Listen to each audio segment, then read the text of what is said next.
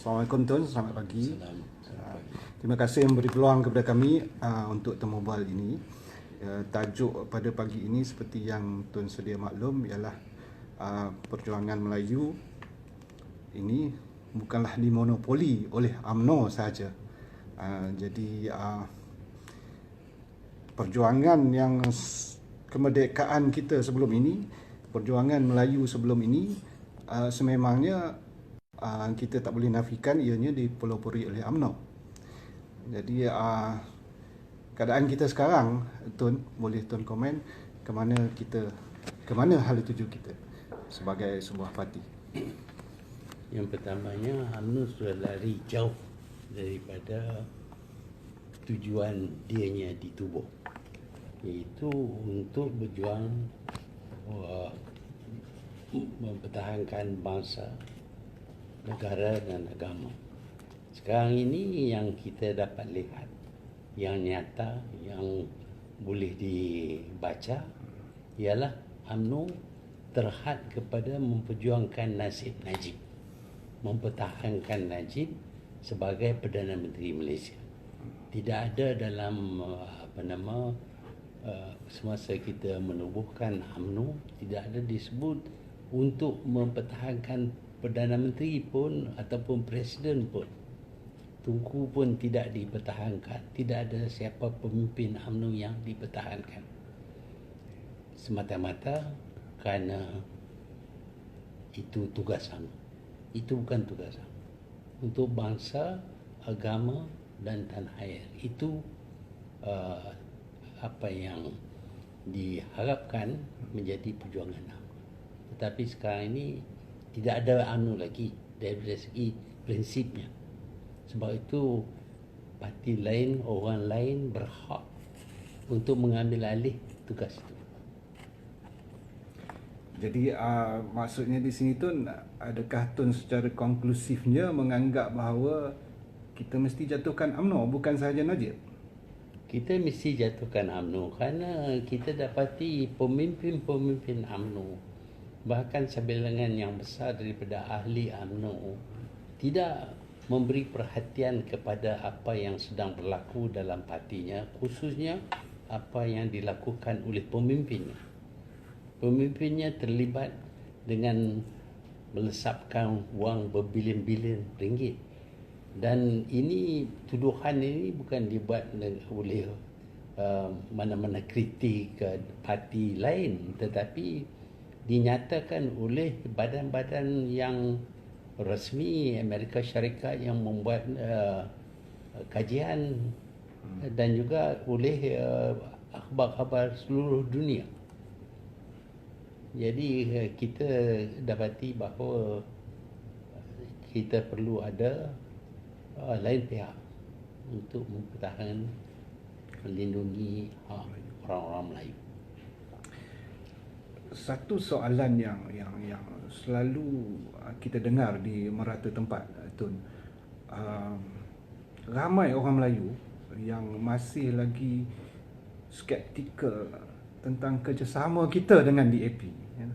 Jadi kalau dapatkah kita akan mampu buktikan bahawa kita mampu mengawal, so to speak, the dominant DAP, mungkinkah ini akan membuka persepsi yang lebih baik? Itu terpulang kepada orang Melayu sendiri. Kalau mereka memberi kekuatan kepada parti-parti yang mewakili mereka dalam mana-mana pakatan, maka kita akan dapat menentukan kedudukan nasib orang Melayu diawasi dan dipertahankan. Sekarang ini kita lihat dalam PN, UMNO begitu lemah sekali sehingga bergantung kepada parti-parti lain untuk kekal sebagai kerajaan. Dengan itu kita lihat UMNO berundur. Sekarang ini kerana pemimpin UMNO, apa saja yang diminta oleh pihak lain, UMNO akan sedia memberi kerana takut kehilangan sokongan. Tetapi dalam parti pembangkang, Pakatan Pembangkang ini, kita yakin kita boleh ada kekuatan dalam untuk mempertahankan, tetapi nak kita ambil kira juga hak parti-parti lain. Dan kita selama dulu semasa UMNO kuat, sebelum PRU 2008 12, masa itu kita dapat menjaga kepentingan orang Melayu sehingga dapat membangunkan mereka. Tetapi entah kenapa dalam pilihan raya 2008 2013 rakyat tidak sokong lagi kerana mereka dapati bahawa UMNO sudah lari jauh daripada janjinya untuk memperjuangkan nasib orang Melayu. Kita tak dapat lari daripada perhimpunan bersih yang baru selesai tempoh hari itu. Saya nak bertanya, adakah Tun menyertainya? Setahu saya Tun tidak sepatutnya pulang sebelum rehat.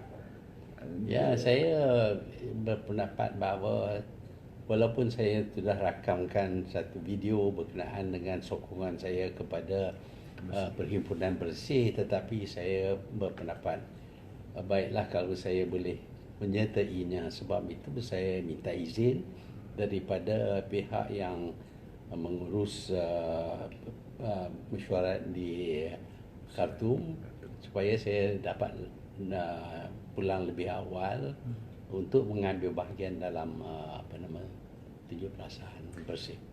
Secara amnya bersih ini adalah majoritinya bukan Melayu pada awalnya tu ya. Tapi dari angka rasmi yang kita dapat akhir-akhir ini menunjukkan 45% orang Melayu yang turun menyertai bersih. Ini laporan rasmi polis, sama ada China Press melaporkan. Ada apa pendapat Tuan? Adakah ini menunjukkan bahawa ada satu anjakan paradigma daripada orang Melayu bahawa kita sekarang ni boleh menerima perjuangan bersih dan secara tidak langsungnya perjuangan parti pembangkang yang lain? Dulu parti PAS menyertai bersih. Dengan itu jumlah orang Melayu yang menyertai bersih begitu ramai sekali. Lepas itu entah sebab apa mereka tidak menyertai kali ini. Tetapi kita lihat walaupun mereka tidak menyertai, ramai orang Melayu menyertai bersih, dan muka-muka yang kita lihat itu terdiri daripada ahli-ahli parti PAS, ahli-ahli UMNO, selain daripada ahli Bersatu. Okey, saya lagi sedikit memandangkan perkasa baru habis dia punya AGM. Kita bersatu, PPBM berkata kita memperjuangkan bangsa Melayu. Perkasa juga begitu, Tun. Jadi di manakah perbezaannya dari segi hala tuju dan so on?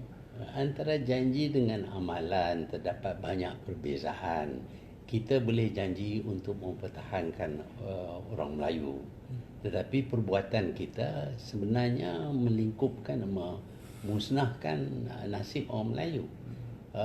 Perkasa tahu bahawa kalau orang Melayu terbahagi kepada 4 bahagian kerana tidak dapat bersatu dalam parti lawan, ini bermakna bahawa yang akan menang ialah BN, dan BN tidak lagi mempertahankan kedudukan orang Melayu.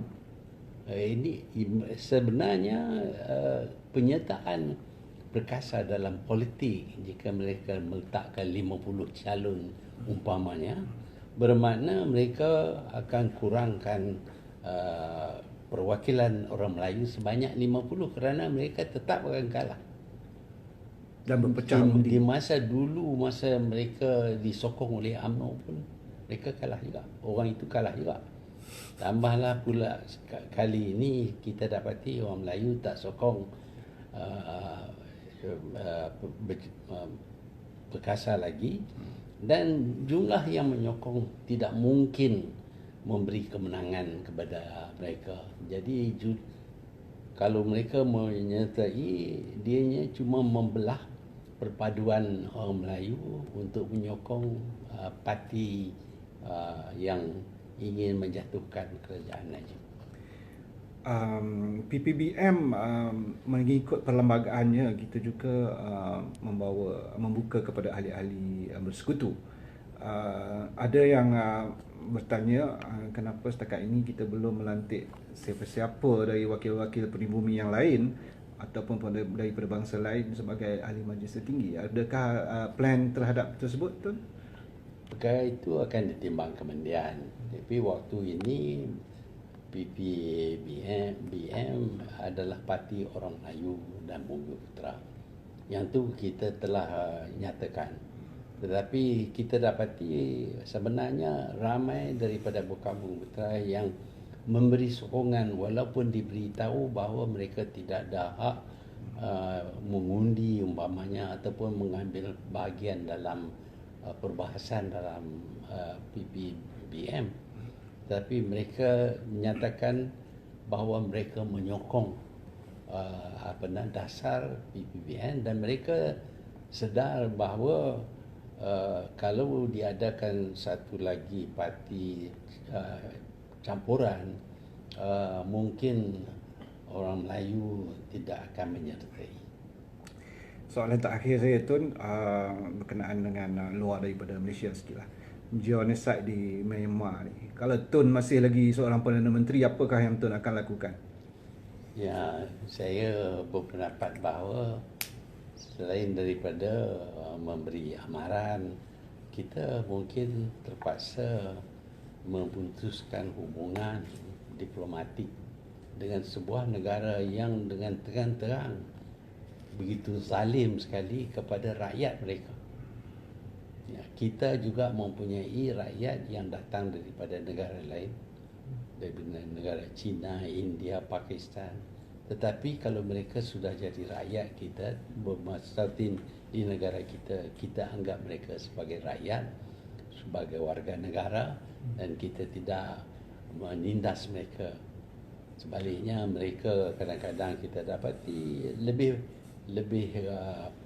nasib lebih baik daripada Bumi Putera pun. Baik, Tun, akhir kalamnya, Tun, seperti yang Tun sedia maklum, temu bual ini asalnya adalah daripada idea arwah Saifuddin Mahmud, yakni blogger Din Tetul. Saya hanyalah menyambungkan idea tersebut dan meneruskan usaha beliau. Barangkali Tun dapat memberikan sedikit ucapan kepada keluarga arwah. Saya berasa amat sedih terhadap kematian Din Tetul. Dan saya harap keluarganya akan bersabar. Saya ucap takziah. Terima kasih banyak-banyak, Tun. Sekian, terima kasih.